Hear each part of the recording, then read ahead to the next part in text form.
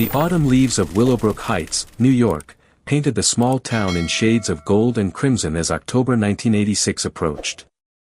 24-year-old Jennifer Rose Caldwell stood before the full-length mirror in her childhood bedroom, adjusting the delicate pearl necklace that had belonged to her grandmother. In 3 days, she would walk down the aisle of St. Matthew's Episcopal Church to marry David Alexander Whitmore, the man she had loved since their college days at Albany State. "You look absolutely radiant, sweetheart," her mother, Martha Ann Caldwell, whispered as she entered the room, carrying Jennifer's freshly pressed wedding veil. At 52, Martha still possessed the gentle beauty that had captured the heart of Jennifer's father, Robert James Caldwell, 30 years earlier. Her eyes, the same warm brown as Jennifer's, sparkled with tears of joy and pride. Jennifer turned to face her mother, her wedding dress rustling softly against the hardwood floor. The gown was a vision of ivory silk and French lace, with a cathedral train that would flow gracefully behind her as she walked toward her future. "Do you think Grandma would have approved of David?" Jennifer asked, her voice carrying a hint of nervous anticipation. Martha smiled, remembering her own mother, Eleanor Rose Patterson, who had passed away when Jennifer was just 15. "Grandma would have adored David, just like we all do. She always said that a good man shows his character not in grand gestures, but in the small, daily acts of love and kindness. David has shown us his heart in 1,000 little ways."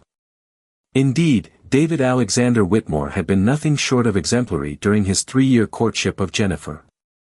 At 26, he was a successful junior partner at Morrison & Associates, a prestigious law firm in nearby Albany. Tall and handsome with dark hair and striking blue eyes, David possessed both the charm and ambition that promised a bright future. More importantly to the Caldwell family, he treated Jennifer with genuine respect and tenderness, and his faith seemed as solid as the granite foundations of St. Matthew's Episcopal Church. Downstairs in the Caldwell family's modest but well-appointed Victorian home, Robert Caldwell was having his own moment of reflection.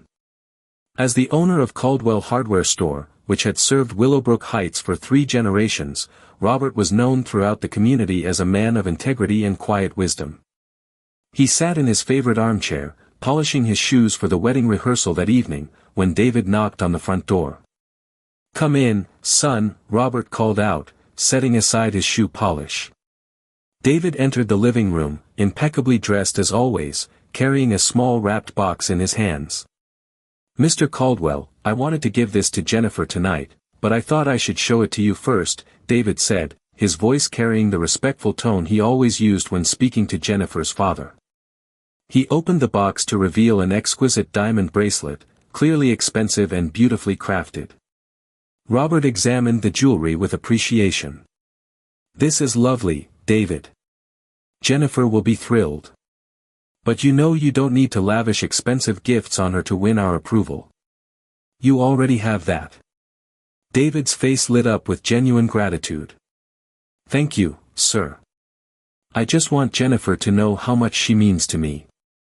I want to give her everything she deserves, a beautiful home, security, a wonderful life. I've been saving for months for this bracelet, and for the honeymoon cabin in the Adirondacks."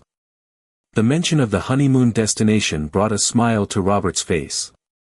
David had chosen a remote, romantic cabin near Lake Placid, promising Jennifer a week of peaceful solitude surrounded by autumn's spectacular display.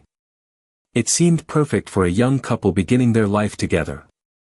That evening, St. Matthew's Episcopal Church was filled with the warm glow of candlelight as family and friends gathered for the wedding rehearsal.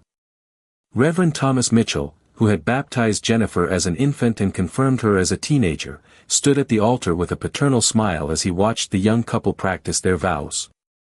"David and Jennifer," Reverend Mitchell said as the rehearsal concluded, "marriage is a sacred covenant, blessed by God and witnessed by your community.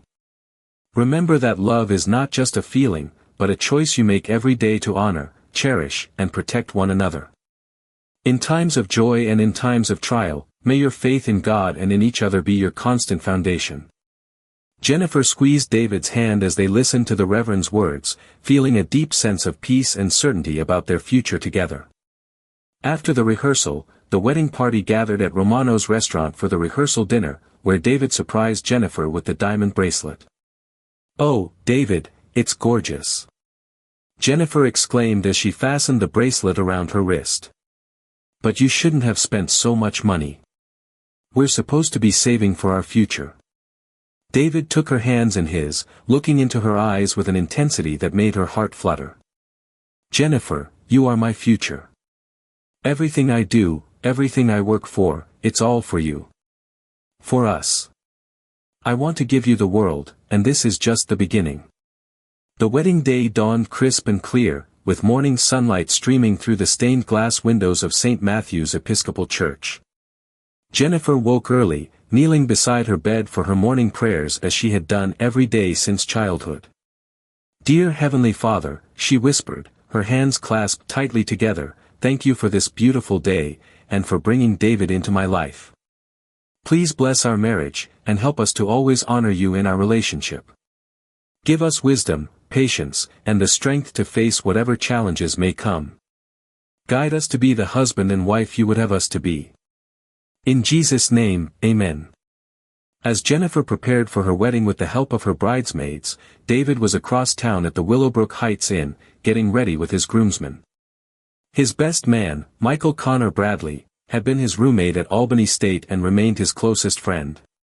"You're a lucky man, David," Michael said as he helped David with his cufflinks. "Jennifer is not only beautiful, but she's got a heart of gold. The way she volunteers at the church food pantry, visits elderly parishioners, organizes charity drives, she's a rare find in this world." David nodded, straightening his tie in the mirror. "I know exactly how fortunate I am, Mike. I intend to spend the rest of my life making sure Jennifer never regrets saying yes to me." The ceremony itself was a picture of perfection. Jennifer walked down the aisle on her father's arm, her face glowing with happiness beneath her grandmother's vintage veil. David waited at the altar, his eyes never leaving her face as she approached. When Reverend Mitchell asked if anyone knew of any reason why the couple should not be wed, the silence was complete and peaceful. "Do you, David Alexander Whitmore, take Jennifer Rose Caldwell to be your lawfully wedded wife, to have and to hold, in sickness and in health, for richer or poorer, for better or worse, till death do you part?" Reverend Mitchell intoned. "I do," David replied firmly, his voice carrying clearly through the church. "Do you, Jennifer Rose Caldwell, take David Alexander Whitmore to be your lawfully wedded husband, to have and to hold, in sickness and in health, for richer or poorer, for better or worse, till death do you part?" "I do," Jennifer answered, her voice soft but certain, her eyes shining with tears of joy. As they exchanged rings, David spoke the personal vows he had written for Jennifer. "Jennifer, you have brought light into my life in ways I never thought possible. I promise to love you faithfully, to protect you always, and to cherish every moment we have together. You are my heart, my soul, my everything." Jennifer's vows were equally heartfelt. "David, you have shown me what true love looks like through your kindness, your patience, and your unwavering support. I promise to stand by your side through all of life's seasons, to encourage your dreams, and to love you with all my heart for all my days." When Reverend Mitchell pronounced them husband and wife, the church erupted in joyful applause. David kissed his bride tenderly, and for that perfect moment, their future seemed as bright and limitless as the autumn sky outside. The reception was held in the church fellowship hall, decorated with white roses and golden mums. Jennifer's maid of honor, her childhood best friend Susan Elizabeth Harper, gave a touching speech about watching Jennifer and David's love story unfold. David's father, Charles William Whitmore, traveled from Boston to attend and spoke warmly about welcoming Jennifer into the family. As the evening wound down, David and Jennifer prepared to leave for their honeymoon. Jennifer changed into a traveling dress of soft blue wool, and David loaded their suitcases into his silver BMW. The couple would be driving to their rented cabin near Lake Placid, where they planned to spend a week hiking, reading by the fireplace, and beginning their new life together. "Take care of our girl," Robert Caldwell said as he shook David's hand goodbye. "She's our most precious treasure." "I will guard her with my life, sir," David replied solemnly. "I promise you," nothing will ever harm Jennifer while she's in my care." As the newlyweds drove away from St. Matthew's Episcopal Church, rice and birdseed raining down on their car amid shouts of congratulations, no one could have imagined that within a week, David would return to Willowbrook Heights alone, with a story so shocking and inexplicable that it would haunt the town for decades to come. The honeymoon cabin that David had rented was everything he had promised Jennifer it would be, and more. Nestled among towering pines and maples ablaze with autumn color, the rustic log structure overlooked Mirror Lake, a pristine body of water that reflected the surrounding mountains like a perfect photograph. The cabin had been built in the 1940s by a wealthy businessman from New York City as a private retreat, and it retained all the charm of its era while offering modern amenities like electricity, running water, and a telephone. "Oh, David, it's like something from a fairy tale," Jennifer exclaimed as they pulled into the gravel driveway on Sunday evening. The setting sun painted the lake in shades of pink and gold, and the only sounds were the gentle lapping of water against the shore and the distant call of a loon. David carried their luggage inside while Jennifer explored their temporary home. The main room featured a massive stone fireplace, comfortable leather furniture, and large windows that provided stunning views of the lake. The bedroom was cozy and romantic, with a four-poster bed covered in a handmade quilt and fresh flowers on the nightstand, a thoughtful touch from the cabin's caretaker. "Mrs. Whitmore," David said formally, sweeping Jennifer into his arms, "welcome to our first home as husband and wife." Jennifer laughed delightedly as he carried her across the threshold. "I love the sound of that, Mrs. Whitmore. Though it's going to take some getting used to." They spent their first evening as a married couple sitting by the fireplace, planning their future together. David spoke enthusiastically about his career prospects at Morrison & Associates, while Jennifer shared her dreams of continuing her work with the church's youth ministry and perhaps starting a family in a few years. "I want to give you everything, Jennifer," David said as they watched the flames dance in the fireplace. "A beautiful house, nice things, security for our children someday. I've got my whole career mapped out, senior partner by 35, maybe my own firm by 40. We're going to have an amazing life together." Jennifer snuggled closer to her new husband, feeling completely content and secure. "All I need is you, David. Everything else is just bonus. As long as we have each other and our faith, we can handle anything life throws at us." The next 3 days passed like a perfect dream.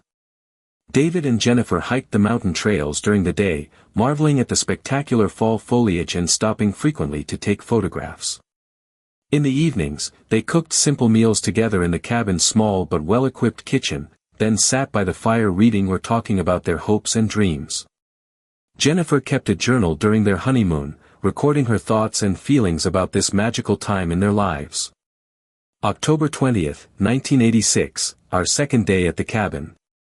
David woke me up early to watch the sunrise over the lake. "It was so beautiful I cried. He's been so attentive and romantic, bringing me coffee in bed, picking wildflowers for the table, making me laugh with his silly impressions of people from the wedding. I feel like the luckiest woman in the world. Thank you, God, for blessing me with such a wonderful husband." October 21st, 1986, we hiked to Eagles Peak today.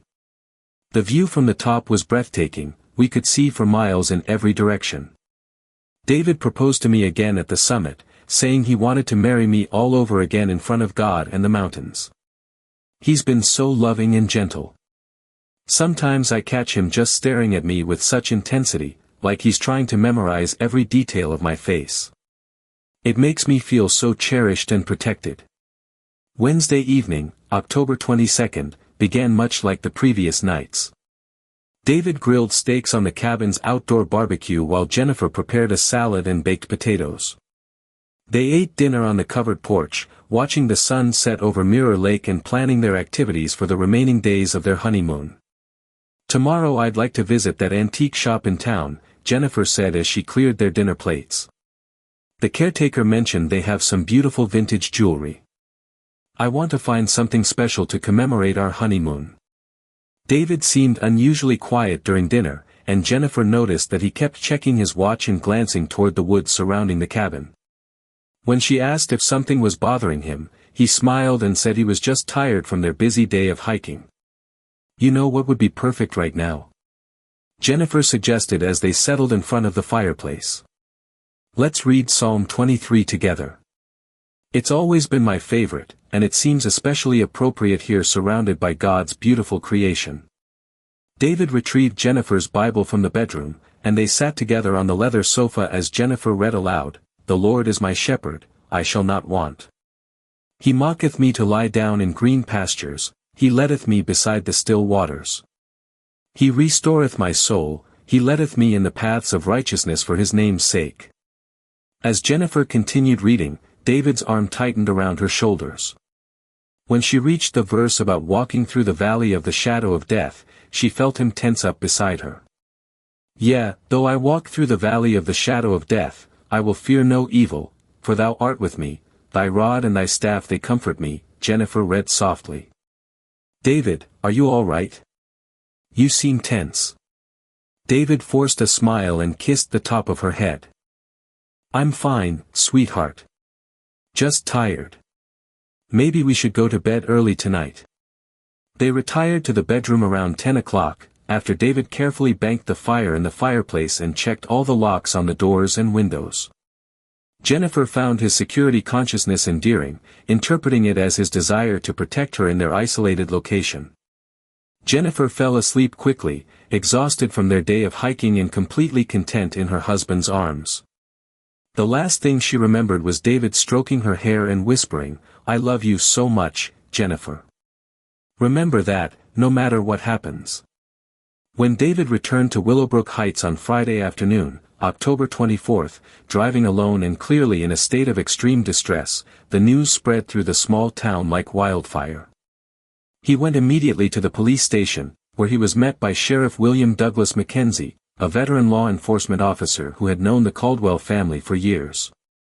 "Sheriff Mackenzie," David said, his voice shaking with emotion, "I need to report that my wife is missing.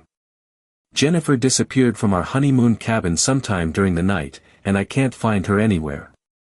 Sheriff Mackenzie studied David's appearance carefully. The young man looked haggard and exhausted, his usually impeccable grooming disheveled.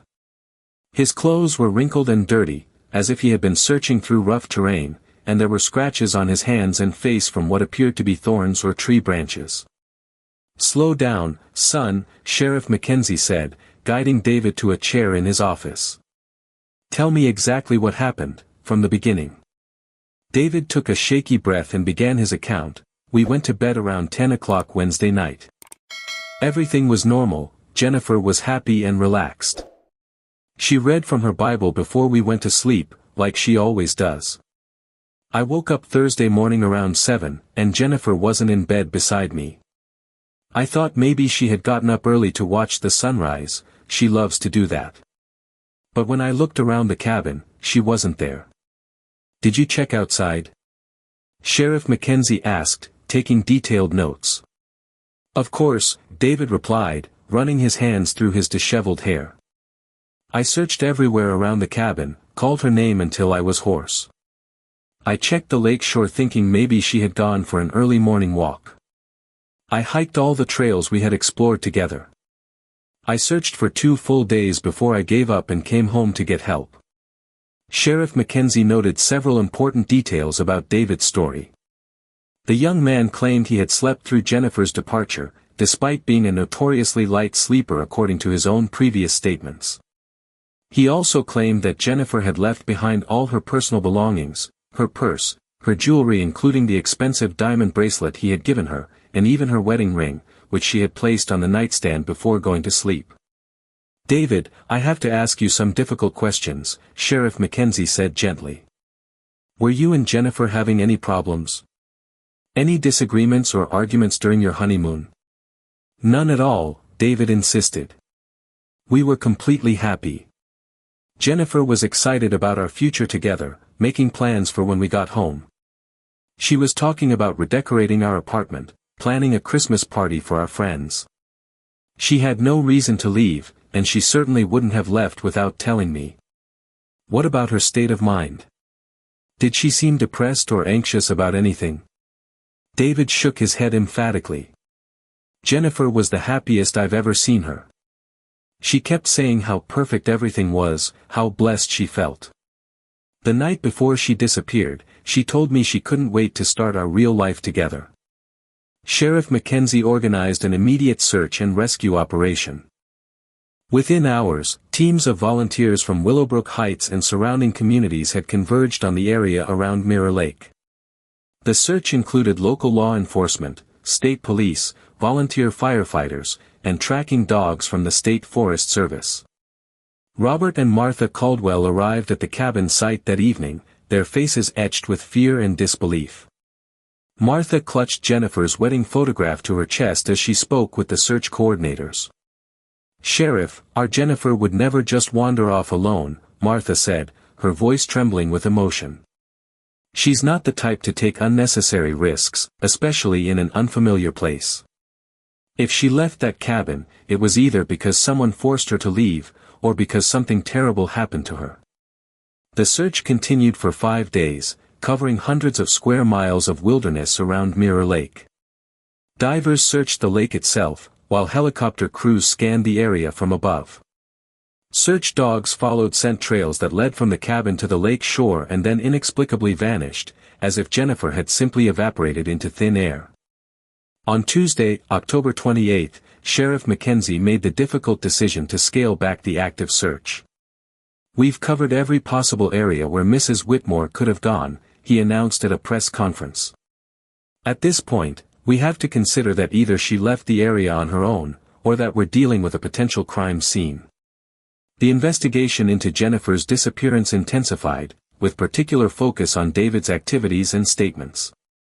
Detective Patricia Louise Anderson, an experienced investigator specializing in missing persons cases, was assigned to lead the inquiry. Detective Anderson noted several inconsistencies in David's account of events. Phone records showed that he had made no attempt to call for help from the cabin's telephone until Friday morning, nearly 36 hours after he claimed to have discovered Jennifer missing. When questioned about this delay, David explained that he had wanted to find Jennifer himself before involving the authorities. "I kept thinking she would come back on her own," David told Detective Anderson during one of several interviews. "I thought maybe she had gotten lost hiking and would find her way back to the cabin. I didn't want to cause unnecessary panic if it turned out to be nothing serious." More troubling was the condition of the cabin when investigators examined it. Despite David's claims that he had searched frantically for Jennifer, the interior of the cabin was remarkably neat and orderly. The bed had been made with military precision, all of Jennifer's belongings were carefully arranged and packed, and there were no signs of the frantic searching that David described. "It looks more like someone was preparing to check out of a hotel than like the scene of a desperate search for a missing person," Detective Anderson noted in her report. The investigation also revealed some disturbing information about David's financial situation. Despite his claims of success at Morrison and Associates, David was actually deeply in debt. He had borrowed heavily to finance their wedding and honeymoon, taken cash advances on multiple credit cards, and was behind on payments for his BMW. The expensive diamond bracelet he had given Jennifer had been purchased with a loan against his life insurance policy. When confronted with this information, David became defensive and evasive. "My financial situation has nothing to do with Jennifer's disappearance," he insisted. "Yes, I spent money on our wedding and honeymoon, but that's what you do when you love someone. I wanted Jennifer to have the best of everything." As weeks turned into months with no trace of Jennifer Caldwell Whitmore, the people of Willowbrook Heights found themselves divided in their opinions about what had happened. Some believed David's story and sympathized with him as the victim of an inexplicable tragedy.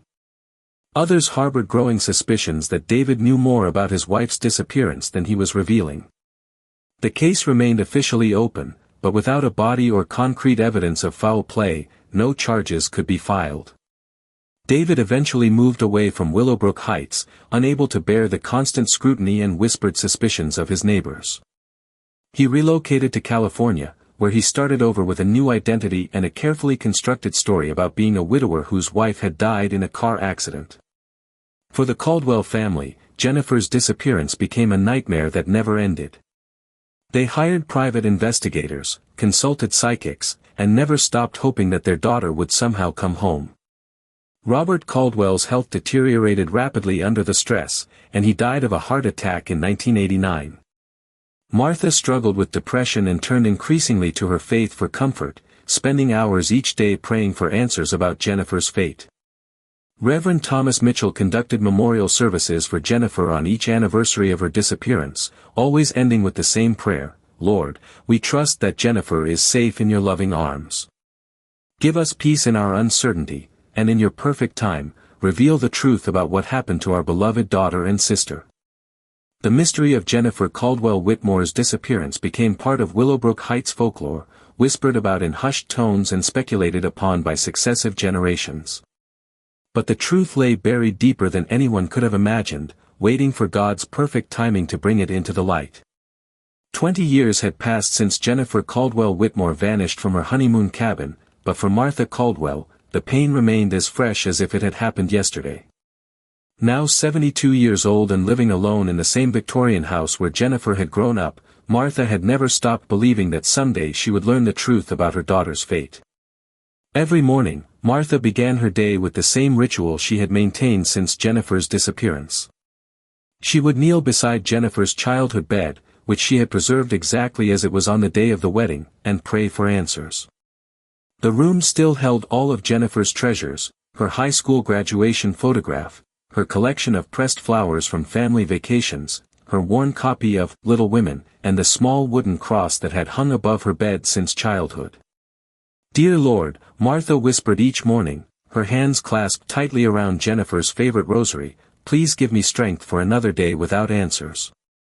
Keep my daughter safe in your arms, wherever she may be, and in your perfect time, help us understand what happened to her. I know you see all things, and nothing is hidden from your sight. Give me faith to trust in your plan, even when I cannot understand it." The years had not been kind to Martha. Robert's death in 1989 had left her not only grieving the loss of her husband but also bearing the burden of Jennifer's disappearance alone. She had sold the hardware store and lived quietly on the proceeds, dedicating most of her time to volunteer work at St. Matthew's Episcopal Church and maintaining hope that someday Jennifer would return. On a crisp October morning in 2006, exactly 20 years after Jennifer's disappearance, Martha received an unexpected visitor.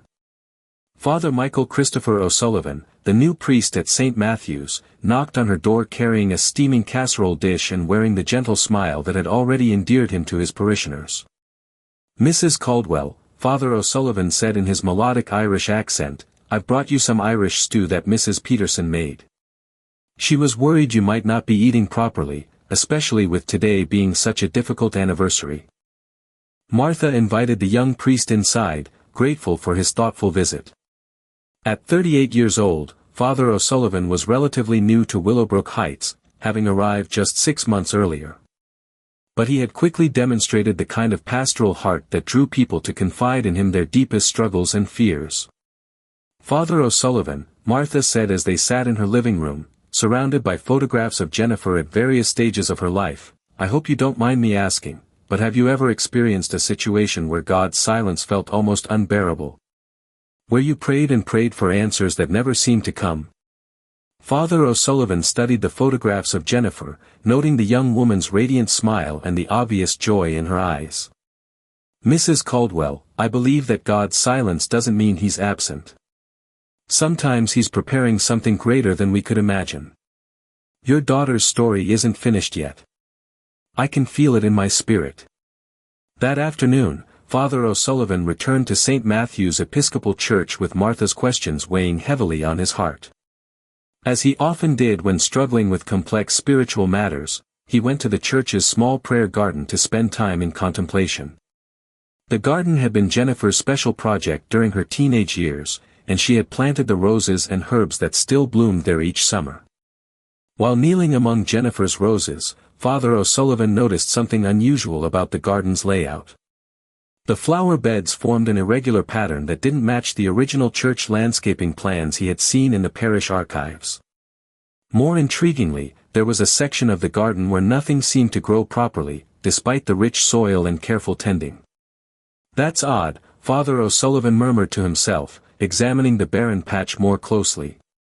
The soil looked different here, darker and more recently disturbed than the surrounding areas. He made a mental note to ask some of the longtime parishioners about the garden's history. The next day, Father O'Sullivan mentioned his observation to Eleanor Margaret Thornton, an 84-year-old parishioner who had been a member of St. Matthew's for over 60 years. Eleanor had been close friends with Jennifer and had served on the church's grounds-keeping committee for decades. "Oh, Father," Eleanor said, her weathered face creasing with concern, "that section of the garden has always been problematic. Nothing grows there properly, no matter what we try. It's been that way for about 20 years now. Some of us joke that it's cursed ground, but I've always wondered if something happened there." Eleanor's words sparked a memory for Father O'Sullivan. During his seminary training, he had studied cases where ground disturbances affected plant growth, and some of those cases had involved buried remains. The possibility seemed almost too terrible to contemplate, but his priestly instincts told him that God might be directing his attention to this spot for a reason. That evening, Father O'Sullivan called Sheriff Mackenzie, who was now nearing retirement but still served as the county's chief law enforcement officer. He explained his observations about the prayer garden and his growing sense that the area needed to be investigated. "Father, I appreciate you calling me," Sheriff Mackenzie said carefully. "The Jennifer Whitmore case has haunted this community for 20 years. If there's even a chance that you've noticed something significant, we need to pursue it. Can I come by the church tomorrow to take a look?" The following morning, Sheriff Mackenzie arrived at St. Matthew's accompanied by Detective Patricia Anderson, who had never stopped working on Jennifer's case despite the lack of new leads. They examined the prayer garden carefully, noting the same irregularities that had caught Father O'Sullivan's attention. "This area definitely looks different from the rest of the garden," Detective Anderson observed, kneeling to examine the soil more closely. "The earth here has been disturbed more recently than the surrounding areas, and you can see that the grass and flowers struggle to establish roots." Sheriff Mackenzie made the decision to call in a ground-penetrating radar team from the state police. If there was something buried in the prayer garden, the radar would detect it without requiring immediate excavation. The scan was scheduled for the following week, giving the church leadership time to prepare the congregation for the possibility of disturbing findings. On a gray October morning, technicians from the New York State Police forensics team arrived at St. Matthew's Episcopal Church with their sophisticated ground-penetrating radar equipment. Father O'Sullivan, Sheriff Mackenzie, Detective Anderson, and several church board members watched anxiously as the technicians methodically scanned the prayer garden. The radar operator, Sergeant James Patrick Murphy, studied the readout on his equipment with growing concern.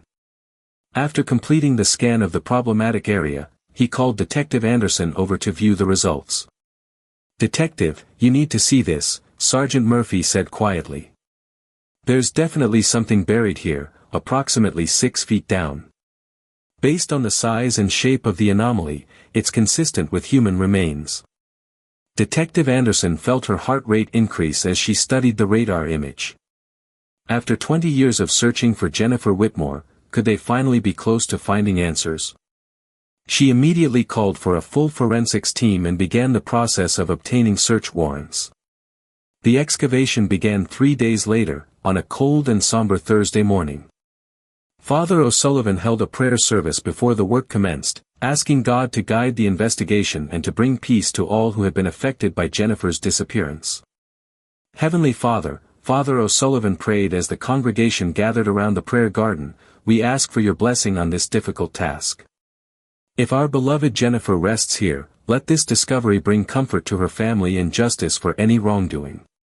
Give strength to those who must undertake this work, and wisdom to those who must interpret what is found. We trust in your perfect plan, even when it leads us through valleys of sorrow.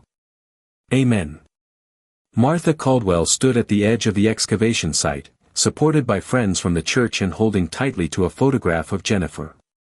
She had waited 20 years for this moment, and despite her fear of what might be found, she felt a strange sense of peace. Finally, she might have answers. The forensics team worked with painstaking care, photographing and documenting every step of the excavation process. As they reached the 6-foot depth indicated by the ground-penetrating radar, the lead investigator, Dr. Sarah Elizabeth Harrison, made the discovery that would change everything. "We have human remains," Dr. Harrison announced quietly. "Female, appears to have been in the ground for approximately 20 years based on the state of decomposition. There are also personal effects, jewelry, fabric remnants, and what appears to be identification." Among the remains, investigators found Jennifer's wedding ring, still bearing the inscription, "David and Jennifer, Forever in Love, October 18, 1986. They also discovered the diamond bracelet David had given her on their wedding day, and most heartbreaking of all, Jennifer's Bible with her name embossed on the cover. But it was what they found beside Jennifer's remains that provided the most shocking revelation. Wrapped in plastic and remarkably well preserved after 20 years in the ground was a detailed confession letter, written in David Whitmore's distinctive handwriting and dated October 23, 1986, the day after Jennifer's disappearance. Detective Anderson read the confession with trembling hands. "If anyone finds this letter, it means that God has finally brought my terrible secret into the light.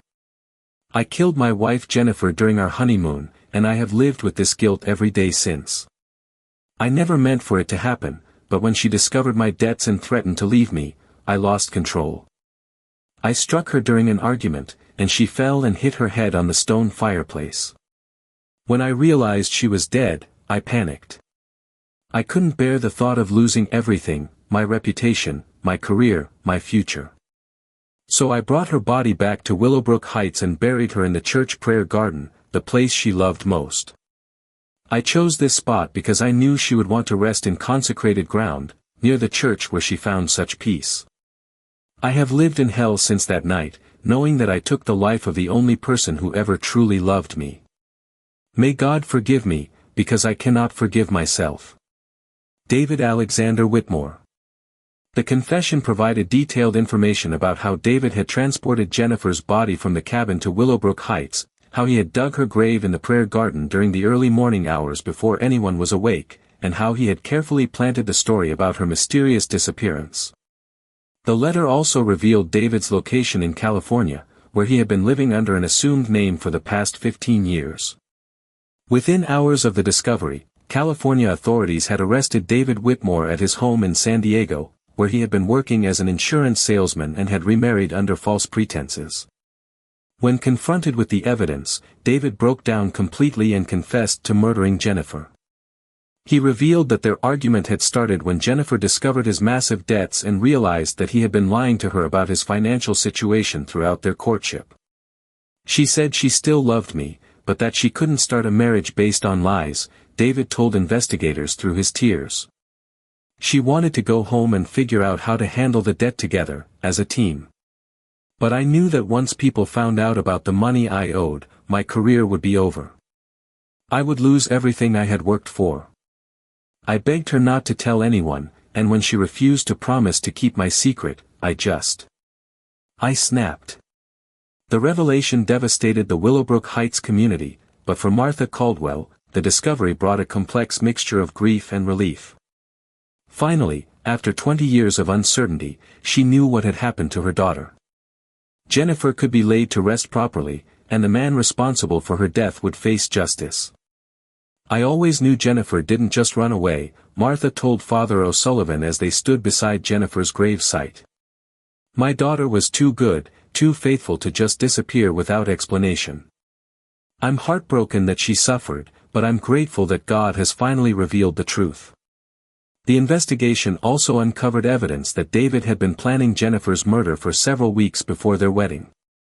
Financial records showed that he had increased his life insurance policy on Jennifer just days before their honeymoon, and investigators found research on his computer about how long it takes for bodies to decompose in various soil conditions. Father O'Sullivan struggled with his own emotions as he contemplated the evil that had taken place in his church's sacred prayer garden. How could someone murder an innocent woman and then bury her in consecrated ground? But as he prayed about the situation, he began to see God's hand in the discovery. Jennifer wasn't hidden in the prayer garden as an act of desecration, he told Martha during one of their counseling sessions. God used even David's attempt to hide his crime to ensure that Jennifer would rest in holy ground until the truth could be revealed. She was never alone, she was surrounded by the prayers of the faithful for 20 years. The trial of David Alexander Whitmore began on March 15, 2007, exactly 5 months after Jennifer's remains were discovered in the prayer garden of St. Matthew's Episcopal Church. The courthouse in Albany was packed with residents of Willowbrook Heights, reporters from across New York State, and legal observers fascinated by a case that had remained unsolved for over 2 decades. District Attorney Rebecca N. Morrison, a seasoned prosecutor with an impressive record in homicide cases, presented a compelling case against David. The evidence was overwhelming: his detailed confession letter, the testimony of forensic experts who confirmed that Jennifer had died from blunt force trauma consistent with David's account, and the revelation of his massive debts and fraudulent financial dealings. Ladies and gentlemen of the jury, District Attorney Morrison said in her opening statement, this case is about a man who valued his reputation and financial status more than the life of his innocent wife. David Whitmore didn't kill Jennifer in a moment of passion, he planned her death, executed it, and then spent 20 years living a lie while Jennifer's family suffered in agony, not knowing what had happened to their beloved daughter. David's defense attorney, appointed by the court since David could not afford private counsel, argued that his client's actions were the result of a mental breakdown rather than premeditated murder. But the evidence of planning and the calculated way David had covered up his crime made it difficult to support an insanity defense. Martha Caldwell attended every day of the trial, sitting in the front row and often holding Jennifer's high school graduation photograph. Her presence served as a constant reminder to everyone in the courtroom of the human cost of David's actions. The most powerful moment of the trial came when Martha was called to testify about Jennifer's character and the impact of her disappearance on the family. Dressed in a simple black dress and speaking in a voice that remained steady despite her tears, Martha painted a picture of Jennifer as a young woman of deep faith, boundless compassion, and unshakable integrity. Jennifer trusted everyone, Martha testified. She believed the best about people because that's how she was raised and that's what her faith taught her. She trusted David completely, loved him with her whole heart, and believed he felt the same way about her. She died because she was honest and expected honesty in return. When asked about the impact of Jennifer's disappearance on her family, Martha's composure finally broke. We lost not just Jennifer, but our faith in the goodness of people. My husband died believing he had failed to protect our daughter. I spent 20 years wondering if Jennifer was alive somewhere, suffering, needing help that never came. The not knowing was almost worse than knowing she was dead. David's own testimony was painful to watch. Now 47 years old, he had aged badly during his years of hiding. His hair was gray, his face deeply lined with stress and guilt, and he spoke in a voice barely above a whisper as he described the events of October 23, 1986. I loved Jennifer, he insisted, breaking down in tears on the witness stand. I know that sounds impossible after what I did, but I truly loved her. She was everything good and pure in my life. When she found out about my debts, she wasn't angry, she was just disappointed that I hadn't trusted her enough to tell her the truth. She said we could work through anything together. David's voice cracked as he continued, but I was so ashamed, so terrified of losing her respect and love. When she insisted on going home to figure out a plan to deal with the debts, I knew everyone would find out what a fraud I was. I couldn't bear the thought of her seeing me as a failure. So when she turned to pack her suitcase, I picked up the fireplace poker and... I can't even say it. I killed the only person who ever loved me unconditionally. The jury deliberated for less than 4 hours before returning a verdict of guilty on charges of first-degree murder. The evidence was simply too overwhelming to reach any other conclusion. David showed no surprise when the verdict was read. If anything, he seemed relieved that his 20-year secret was finally out in the open. Judge Margaret Elizabeth Hartwell sentenced David to life in prison without the possibility of parole. Before pronouncing sentence, she addressed David directly, Mr. Whitmore, you have robbed the world of a young woman who clearly brought light and love to everyone she met.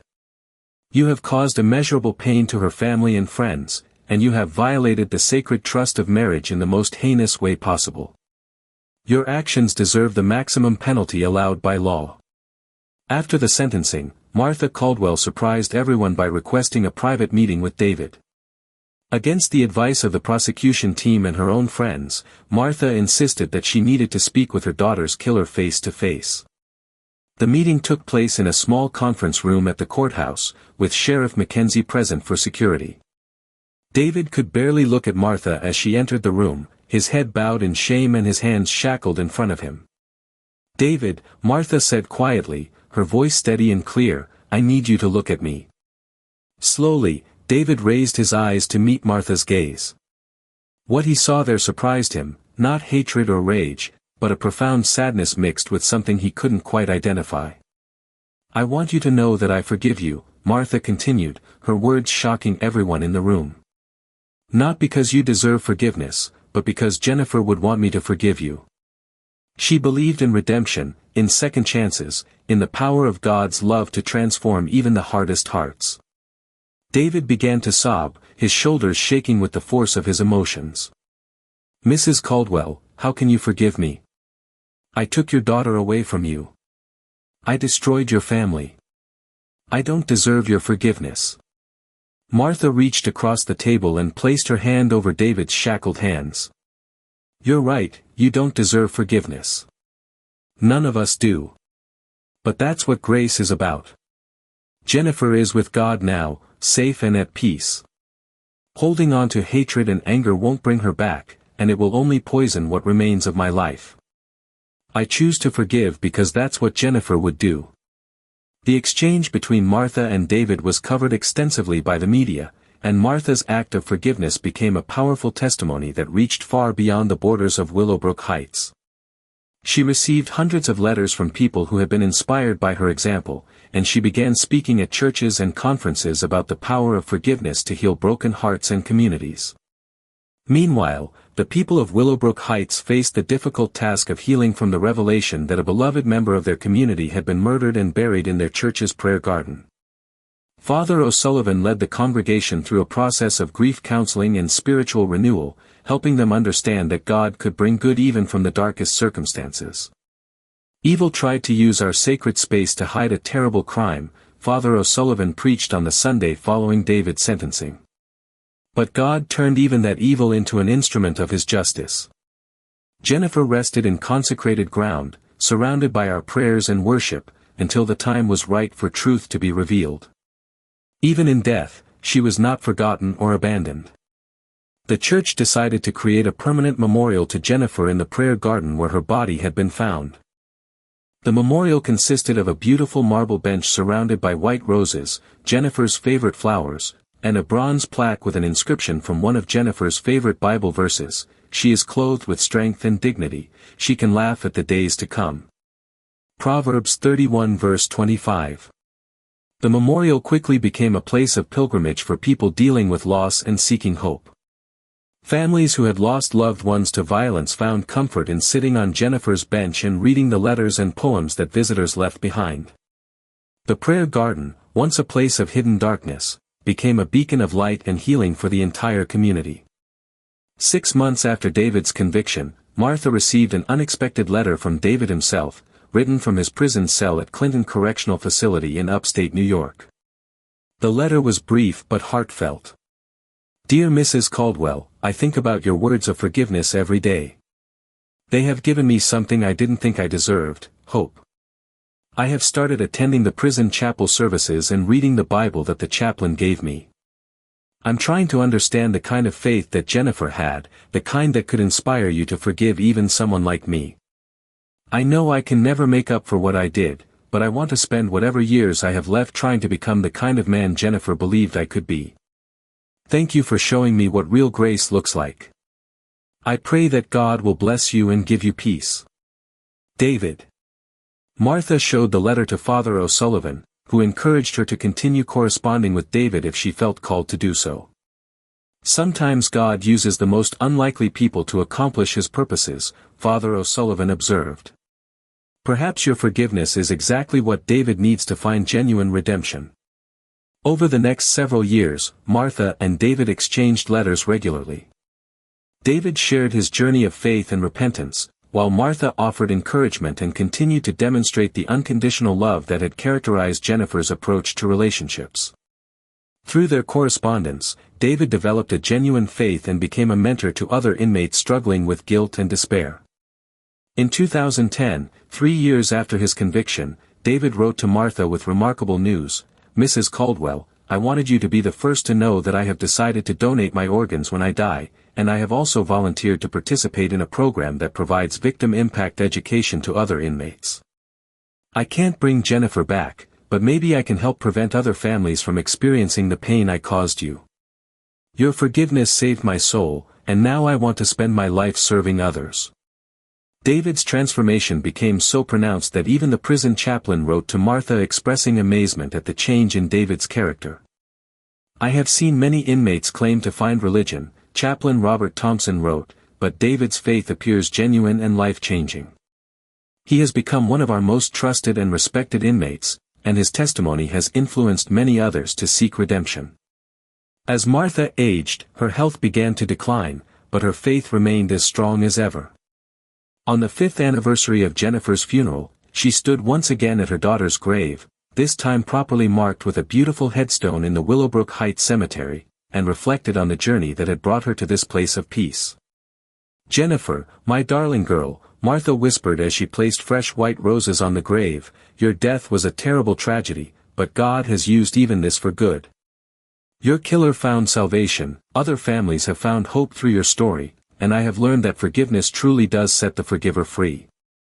I'll see you again soon, sweetheart. Wait for me." Martha passed away peacefully in her sleep on October 18, 2012, the 26th anniversary of Jennifer's wedding day. She was found the next morning by Father O'Sullivan, who had come to check on her when she missed Sunday morning service. On her nightstand was Jennifer's Bible, open to 1 Corinthians 13, "Love is patient, love is kind. Love never fails." At Martha's funeral, Father O'Sullivan spoke about the legacy of forgiveness that both Jennifer and Martha had left behind. "These two remarkable women taught us that love is stronger than death, that forgiveness is more powerful than vengeance, and that God can bring light even from the darkest circumstances. Their story will continue to inspire others for generations to come." David Whitmore learned of Martha's death through their correspondence, and he wrote a final letter to Father O'Sullivan expressing his gratitude for the grace he had received. "Father O'Sullivan, Mrs. Caldwell's death feels like losing a mother. She showed me a love I had never experienced before, completely undeserved, yet freely given. Because of her forgiveness, I was able to find peace with God and with myself. I know that when I die, I will see Jennifer and Martha again, and I believe they will welcome me home. That is the miracle of grace, it transforms murderers into sons, and enemies into family. Please tell everyone in Willowbrook Heights that their story changed my life and the lives of many others here in prison. Love truly does conquer all." Today, the prayer garden at St. Matthew's Episcopal Church continues to bloom with white roses every spring, and Jennifer's memorial bench remains a place where people come to find hope and healing. The story of Jennifer Caldwell Whitmore, her life, her death, and the forgiveness that followed, has become a testament to the power of faith to overcome even the greatest tragedies. Visitors often comment on the peaceful feeling that pervades the prayer garden, as if Jennifer's gentle spirit still watches over the place she loved so much. Children play among the roses, couples exchange wedding vows near the memorial bench, and grieving families find comfort in the knowledge that love truly is stronger than death. Father O'Sullivan, now in his 50s and still serving St. Matthew's, often tells visitors about the day he noticed that something wasn't quite right in the prayer garden. God had been waiting 20 years for the right moment to reveal the truth, he explains.